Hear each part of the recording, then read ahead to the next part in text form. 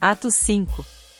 Mas um certo homem chamado Ananias, com Safira, sua mulher, vendeu uma propriedade, e reteve parte do preço, sabendo também sua mulher, e levando a outra parte, a depositou aos pés dos apóstolos. Disse então Pedro: Ananias, por que encheu Satanás o teu coração, para que mentisses ao Espírito Santo e retivesses parte do preço do terreno? Enquanto o possuías, não era teu? E vendido, não estava o preço em teu poder? Como, pois, formaste este desígnio em teu coração? Não mentiste aos homens, mas a Deus. E Ananias, ouvindo estas palavras, caiu e expirou. E grande temor veio sobre todos os que souberam disto. Levantando-se os moços, cobriram-no e, transportando-o para fora, o sepultaram. Depois de um intervalo de cerca de 3 horas, entrou também sua mulher, não sabendo o que havia acontecido. E perguntou-lhe Pedro: Dize-me, vendestes portanto aquele terreno? E ela respondeu: Sim, portanto. Então Pedro lhe disse: Por que é que combinastes entre vós provar o Espírito do Senhor? Eis aí a porta aos pés dos que sepultaram o teu marido, e te levarão também a ti. Imediatamente ela caiu aos pés dele e expirou.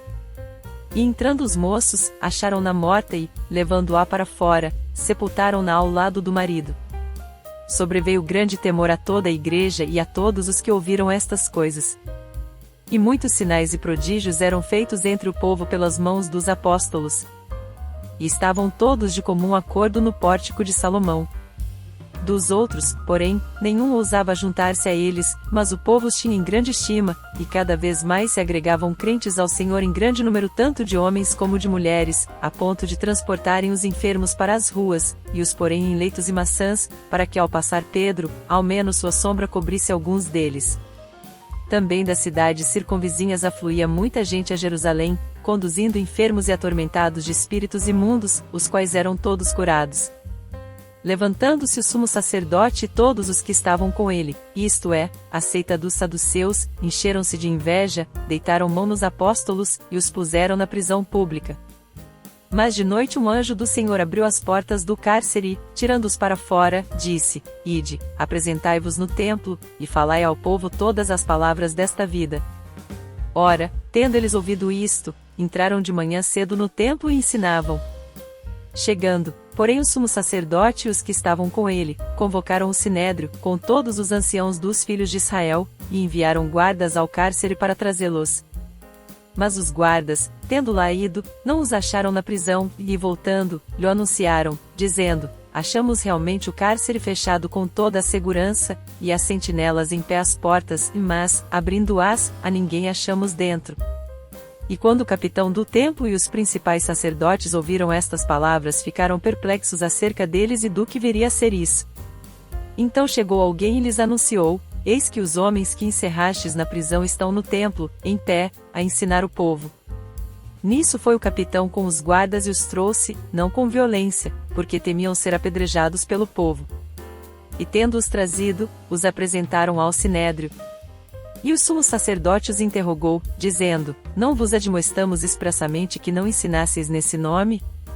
E eis que enchestes Jerusalém dessa vossa doutrina e quereis lançar sobre nós o sangue desse homem.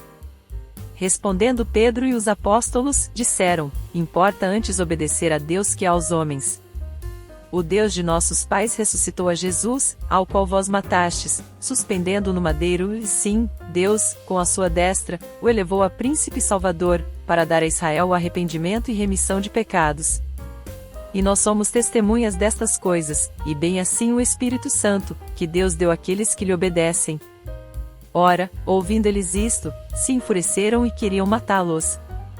Mas, levantando-se no sinédrio certo fariseu chamado Gamaliel, doutor da lei, acatado por todo o povo, mandou que por um pouco saíssem aqueles homens, e prosseguiu: Varões israelitas, acautelai-vos a respeito do que estáis para fazer a estes homens.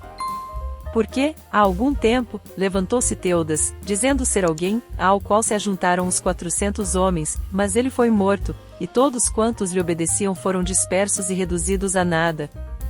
Depois dele levantou-se Judas, o Galileu, nos dias do recenseamento, e levou muitos após si, mas também este pereceu, e todos quantos lhe obedeciam foram dispersos.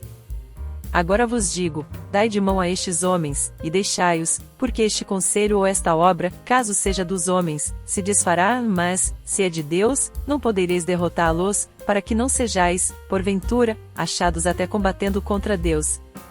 Concordaram, pois, com ele, e tendo chamado os apóstolos, açoitaram-nos e mandaram que não falassem em nome de Jesus, e os soltaram.